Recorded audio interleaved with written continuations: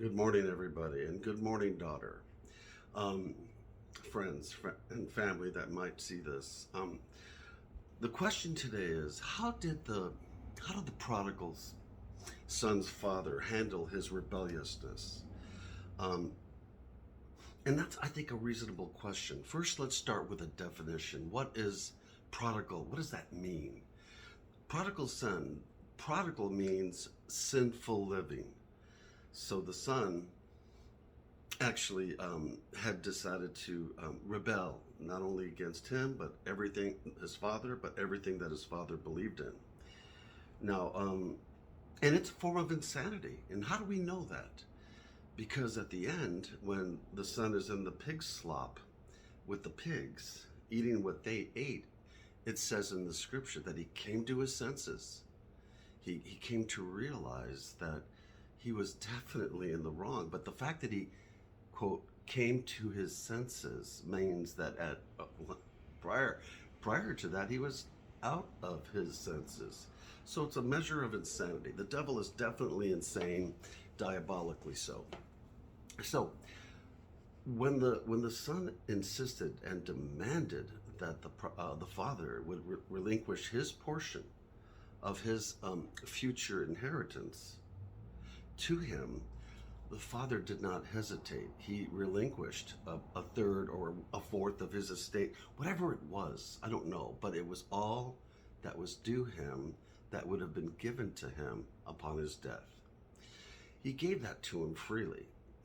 In today's terms, that people would say tough love. You can't do that. But this particular father did, and the son left to the great, great heartbreak of his father. No other family members are really mentioned except the other son who came to resent.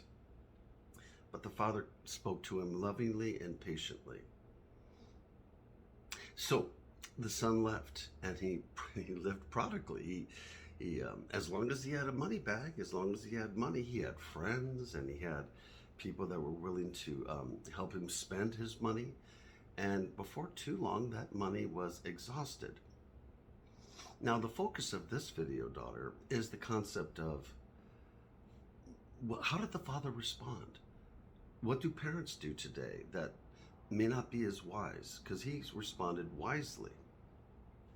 Did he respond by sending spies out with cash so that they could observe him from a distance, and when things got rough, maybe they would slip him a little something?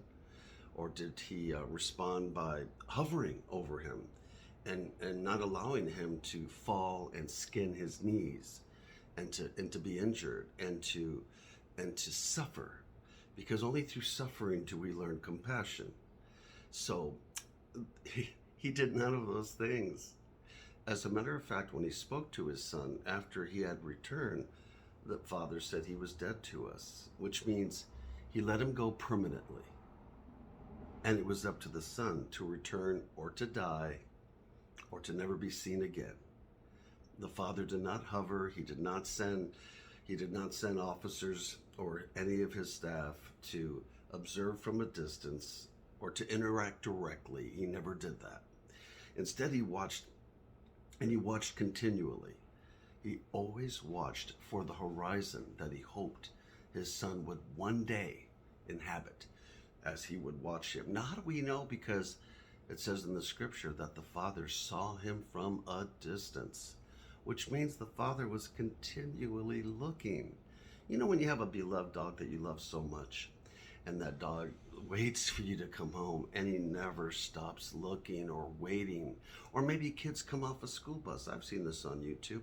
A couple of dogs sitting on the driveway, and they sit patiently waiting for that school bus. They know the time that the children arrive, and then they sprint to the school bus. Well, the father did that, and he did it alone. For all we know, the wife may have chastised him for it, like Job's wife chastised him. We don't know that. But ultimately, he waited. He didn't hover, he waited. Just like the Lord waits for us. For I finally woke up, came to my senses. Now that big issues are done, and I still have big issues, but they're not as big as the other big issues. Now I could work on refinement and sanctification. Justification isn't enough. Sanctification is the true pioneering, the true adventure of Christianity, of the Christianity experience.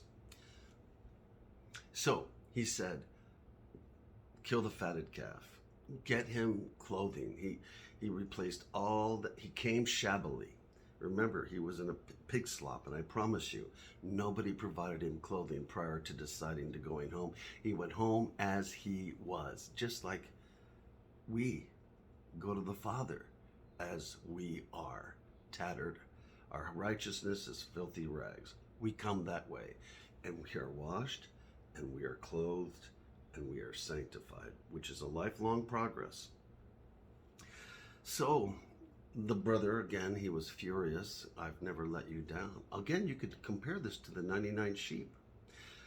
The 99 sheep are greatly valued, but the one that slipped away and was calling for help as it was perishing, his calling getting weaker and weaker in the cold and in the darkness.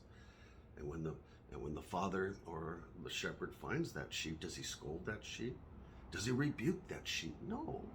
He picks that sheep up and holds it close to his chest, as it's written, that his warmth would transpose over to the little sheep. And he celebrates.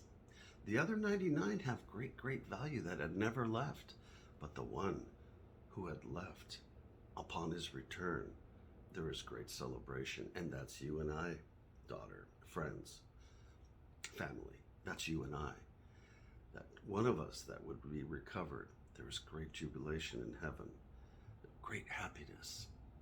So the concept is, the prodigal son's father never gave up hope that his son would come to his senses.